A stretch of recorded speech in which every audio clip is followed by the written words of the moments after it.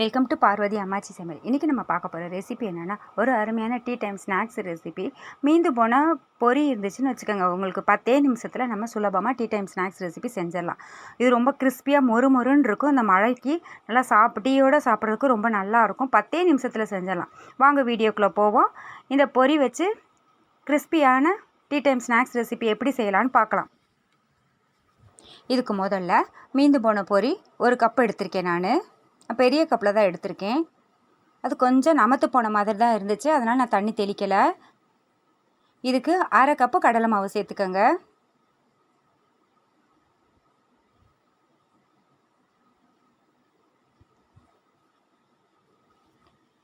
அரை கப் கடலை மாவு, 1/4 கப்பு அரிசி மாவு,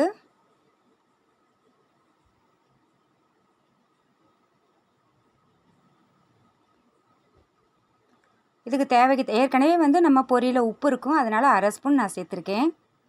ஒரே ஒரு பெரிய சைஸ் வெங்காயமாக 1 வெங்காயம் பொடி பொடியாக நறுக்கி அதை சேர்த்துக்கோங்க. இஞ்சி பூண்டு விழுது ஒரு 1/4 ஸ்பூன் சேர்த்துக்கோங்க.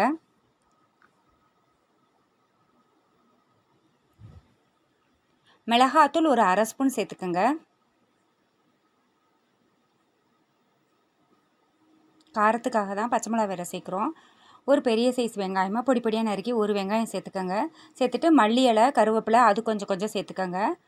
ஒரே ஒரு பச்சை மிளகாயை பொடி பொடியாக நறுக்கி அதையும் சேர்த்துக்கோங்க.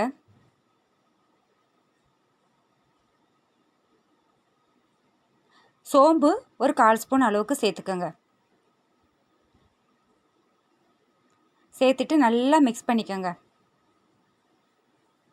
மிக்ஸ் பண்ணிவிட்டு தண்ணியை தெளித்து ஒரு 1/4 டம்ளர் அளவுக்கு தெளித்து பிசைஞ்சால் போதும். ரொம்ப இலகுவாக பிசைஞ்சிடாதீங்க.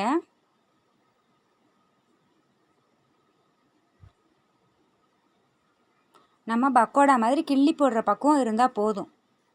இந்த அளவுக்கு இருந்தால் போதும். எனக்கு ஒரு 1/4 டம்ளர் தான் ஆச்சு, அதுக்கு மேலே வேண்டாம். நல்லா எண்ணெயை காய வச்சுட்டு சின்னதாக நான் பக்கோடாவாக பிச்சு போட்டுடுங்க. ரொம்ப பெருசாக போட வேண்டாம், சின்னதாக கிள்ளி போடுங்க. நல்லா மொறுன்னு இருக்கும். பெருசாக போட்டுட்டிங்கன்னா உள்ளே சாஃப்டாக இருக்கும், வெளியே மொறுன்னு இருக்கும். ஆனால் குட்டி குட்டியாக போட்டிங்கன்னா எல்லா பகுதியுமே நல்லா மொறுன்னு கிறிஸ்பியாக இருக்கும்.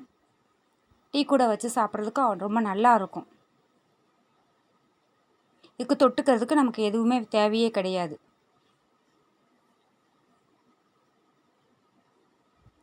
நம்ம கடையில் போய் பக்கோடா வாங்குறதுக்கு பதிலாக இது எப்படினாலும் உங்களுக்கு நம்ம கொஞ்சம் பொரி மீந்து தான் போகும். பொரி நம்ம வீட்டுக்கு வாங்குகிற பொரியில் கொஞ்சம் நமத்து போய் மீந்து போயிடும். பாலித்தீன் கவரில் இருக்கும் பொழுது நமத்து போயிடும். அந்த நமத்து போன பொரியை வேஸ்ட் பண்ணாமல் இப்படி நம்ம செஞ்சு சாப்பிட்டுக்கலாம்.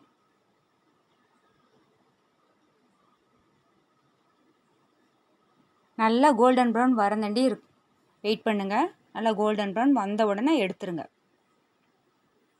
நல்லா செவந்து வந்தால் தான் நல்லா மொறுன்னு இருக்கும்.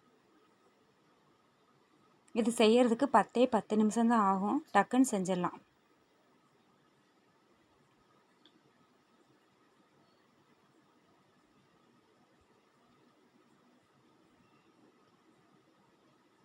நல்லா கோல்டன் ப்ரௌன் வந்துருச்சு. செவந்து வந்த உடனே எடுத்துருங்க.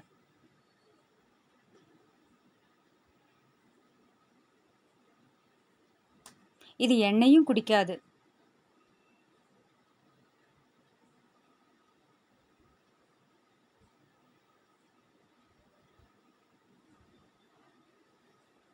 இதே போலயே மிச்சம் இருக்கிற மாவையும் சின்ன பக்கோடாக்கெல்லாம் கிள்ளி போட்டுற வேண்டியதுதான்.